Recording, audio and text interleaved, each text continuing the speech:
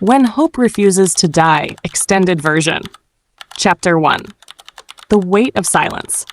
Elias was born into silence, not the comforting silence of peace, but the heavy, suffocating silence of poverty.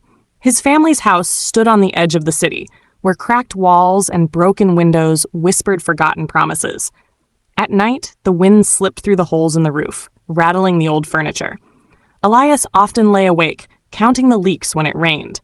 He was only a boy, but already he understood what hunger meant. Meals were not measured in portions, but in sacrifices. Sometimes his mother ate less so he could eat more. Sometimes they both pretended to be full so his younger sister could have the last piece of bread. Poverty was not just the absence of money, it was the constant presence of fear and uncertainty. Yet within Elias burned a secret fire. Every time he passed the city's tall glass buildings, he imagined himself inside one, standing confidently, speaking with authority. People like him weren't meant to dream such things, but he did. Chapter 2. Dreams versus reality. At school, Elias sat quietly, his clothes faded, his shoes worn thin. His classmates noticed. Some laughed, others ignored him. Only his teacher, Mr. Karim, seemed to see more. "You have sharp eyes, Elias," Mr. Karim once told him. "Don't let the world dim them." Those words lived inside Elias like hidden treasure. Still, reality was cruel. After school, he didn't study under a warm lamp, but beneath the dim light of a street pole, because electricity at home was often cut. While others planned for college, Elias wondered if he would even finish high school. Dreams felt like fragile glass, beautiful, but always one step away from breaking. He scribbled plans in a notebook, detailing businesses he could never start, journeys he could never afford. Yet writing it down gave him comfort. Chapter 3. First failures. At 16, Elias tried his first business, selling used books on the street corner.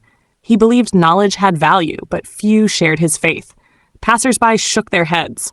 Some mocked him. Why would anyone buy old paper from a boy in torn shoes?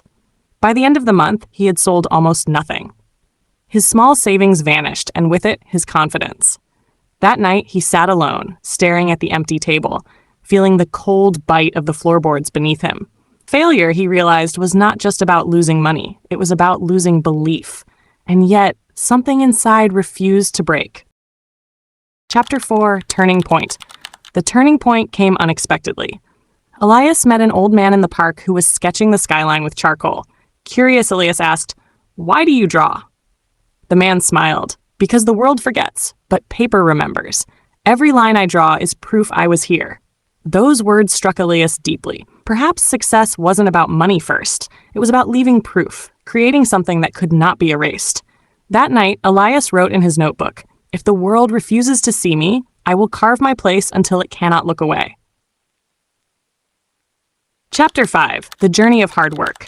Elias began working small jobs, cleaning shops, carrying boxes, repairing old phones. Every coin he earned, he saved. While others his age wasted evenings in cafes, he studied. He borrowed books from libraries, downloaded free lectures, and taught himself about business, communication, and human psychology. The nights were long, the days exhausting, but slowly his mind sharpened. He realized that poverty was not just about lacking resources, it was about lacking knowledge and networks. He promised himself he would build both. Chapter 6. Betrayals and Setbacks. Success, however, is never a straight road.